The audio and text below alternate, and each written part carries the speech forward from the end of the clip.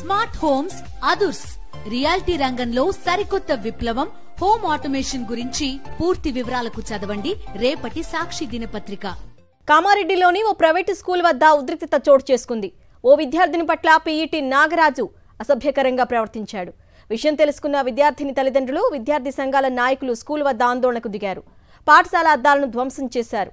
అడ్డుకున్న స్థానిక సీఐ చంద్రశేఖర్పై కూడా దాడి చేయడంతో అతడికి తీవ్ర గాయాలయ్యాయి. పీఈటీ నాగరాజుపై కఠిన చర్యలు తీసుకోవాలని తల్లిదండ్రులు, విద్యార్థి సంఘాల నాయకులు కోరుతున్నారు.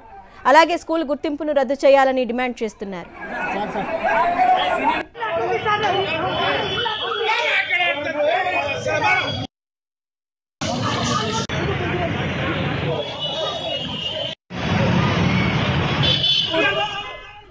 ఘటనకు సంబంధించిన పూర్తి డీటెయిల్స్ విఘ్నేష్ అందిస్తారు.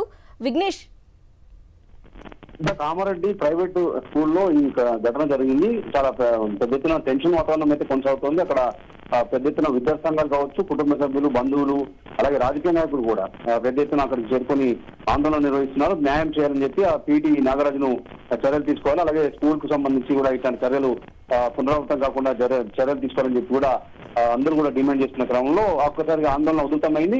ఆందోళన జరుగుతుండగా ఒక్కసారిగా విద్యార్థి సంఘాల నాయకులు కావచ్చు, విద్యార్థులు, కుటుంబ సభ్యులందరూ కూడా ఆ స్కూల్ లోపలికి చొచ్చుకొని వెళ్లేందుకు ప్రయత్నించారు. అద్దాలు ధ్వంసం చేశారు, ఫర్నిచర్ కూడా ధ్వంసం చేసే ప్రయత్నం చేశారు.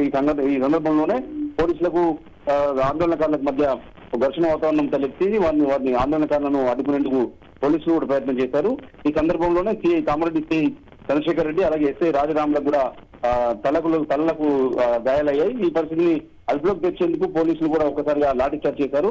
ఆ లాఠీలను జులిపించాల్సిన పరిస్థితి ఏర్పడింది. ఈ నేపథ్యంలోనే ఒకసారిగా ఆందోళనకారులు కూడా డిమాండ్ చేస్తున్నారు. స్థానిక మున్సిపల్ చైర్పర్సన్ ఇందుప్రియ కూడా ధర్నాలో పాల్గొని బాధిత కుటుంబ సభ్యులకు కూడా మద్దతు పలికారు. ఖచ్చితంగా ఏదైతే బాధ్యులపై చర్యలు తీసుకోవాలని చెప్పి ఆమె కూడా డిమాండ్ చేశారు. ఆందోళన అయితే కొనసాగుతుంది. విద్యార్థి సంఘాల నాయకులు కూడా ఖచ్చితంగా న్యాయం జరిగే వరకు కూడా ఈ ఆందోళన ఉధృతం చేస్తామని ఖచ్చితంగా న్యాయం చేయాలని చెప్పి కూడా డిమాండ్ చేస్తున్న పరిస్థితులు కనిపిస్తున్నాయి. అసలు ఈ ఘటన ఎప్పుడు జరిగింది? ఎందుకంటే అంత పెద్ద స్కూల్లో ఒక విద్యార్థిని పీఈటీ వేధిస్తున్నాడు అంటే మిగతా స్టూడెంట్స్ కానీ అసలు ఎలా జరిగింది అంటున్నారు విఘ్నేష్ పేరెంట్స్? ఆ పాప 6 ఏళ్ల పాప, ఈమె యూపీజీ చదువుతుంది. అయితే ఈ రోజు స్కూల్ కు వెళ్ళలేదు. స్కూల్ కు వెళ్ళేందుకు వెళ్ళావా అంటే స్కూల్లో ఇబ్బంది పెడుతున్నాడు, పీఈటీ ఇట్లా ఇబ్బంది పెడుతున్నాడని ఆమె చెప్పింది. దీంతో ఒకసారిగా వాళ్ళు స్కూల్కి వచ్చి తెలుసుకునే ప్రయత్నం చేశారు. తోటి పిల్లలతో కూడా మాట్లాడారు. సంఘటన గురించి ఆరా తీయడంతో ఒకసారిగా ఇష్యూ బయటపడింది. పీఈటీ నాగరాజు ఇబ్బంది పెడుతున్నాడని చెప్పి సమాచారం అందింది. దీంతో ఒకసారిగా స్కూల్ వాళ్ళతో మాట్లాడారు. ఇంతలోనే ఈ పీఈటీ నాగరాజు విషయంలో ఖచ్చితంగా చర్యలు తీసుకోవాలని కూడా ఆందోళనకు దిగారు.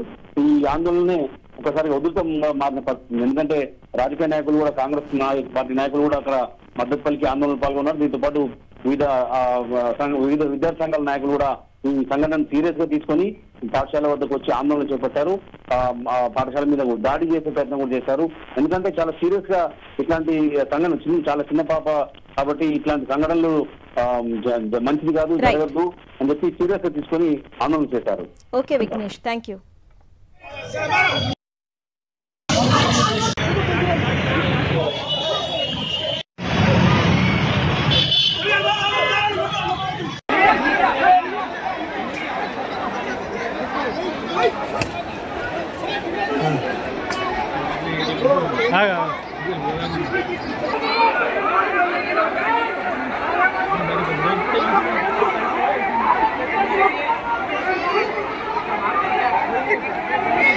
Yeah.